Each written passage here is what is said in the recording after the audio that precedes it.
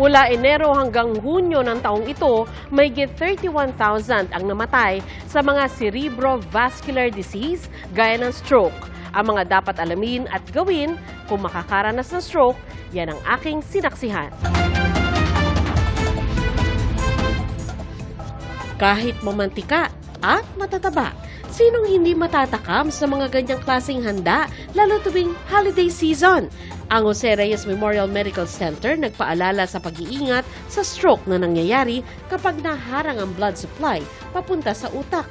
Para madaling tandaan, tinawag na Be Fast ang kampanyang inilunsad ng Health Department noong Agosto.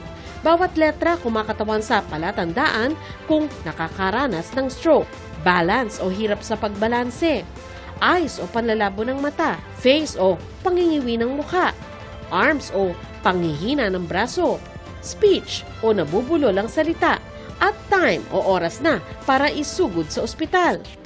Kung maobserbahan daw ang ilan dito, dalhin na agad ang pasyente sa ospital. Mahalaga raw kasi ang unang 2 oras. Biglaan kasi ito eh. Kaya nga mabilis na mabilis dapat eh. Yung iba, halimbawa, kausap mo, biglang papagsak na lang yung ulo.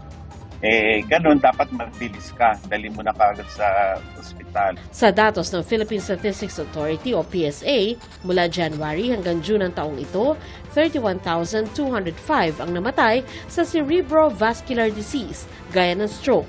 Katumbas yan ng 172 na patay kada araw. Kabilang sa mga sanhi ng stroke ay high blood pressure, mataas na kolesterol, paninigarilyo, labis na timbang at pagkakaroon ng diabetes. Inaalis din namin yung paniwala na pag kumain ka ng marami, bigla ka nang aatakihin. Talaga may depresya ka na.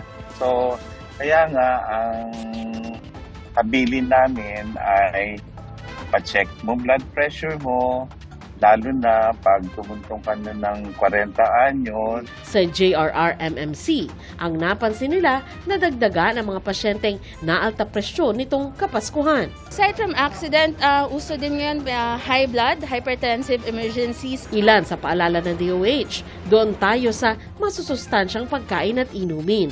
Mag-exercise, laging i-check ang inyong blood pressure at regular na magpa-check up.